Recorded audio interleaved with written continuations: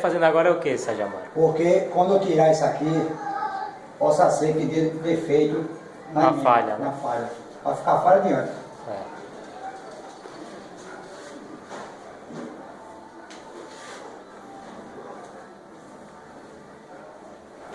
Ele faz com um golpe, né? Ele faz com um golpe. Todo meu negócio faço com ele. Todo meu serviço. Eu gosto de você falar, né? Vocês não. É dessas aí mesmo, filhinho.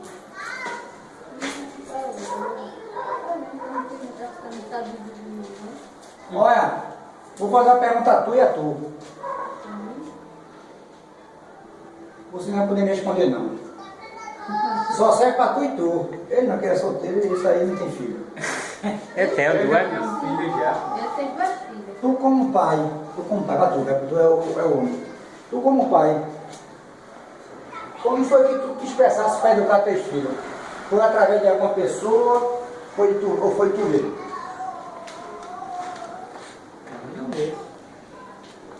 Tu não viste o povo fazer, tu fazia também não? Não seria assim, onde o boi vai, a vaca vai atrás? Quer dizer, assim pelo exemplo de família, né, do pai, né? Mas ele está mexendo. Você não precisa aprender com você. Assim você pode. A sua vida quando era criança, né, você já deu. Criança, você aprendeu, né? Quando era criança, como você foi educado, então você vai passar para os seus filhos. Para a sua geração. Olha, tu sabe por que foi que esse sistema demorou muito? Mudança de cor de tinta. Cada vez que você tem uma cor de uma tinta, você lava o rolo 2, 3 vezes. O certo era para ter uma tinta dessa cor, um rolo dessa cor, dessa cor, dessa cor, da cor da Cor para cada cor. Aí tu gasta tempo, tu gasta água e tu gasta material. Mas dá para tudo. E tempo. Mas tu já está quase terminando O quê? as coisas. Falta só a escada. Uma banda da escada e... É nada, irmão, ainda falta tanto Não, detalhe. aí eu sou prático, eu sou prático. Não, O problema é isso aqui, ó. Se isso aqui não tivesse, aqui, se isso aqui não tivesse, não ia adiantar nada. Qualquer textura aqui não ia adiantar nada. Porque tuas colegas veem, é tudo mulher. Ah, chegou uma já, viu? Já. É, já chegou olhando já.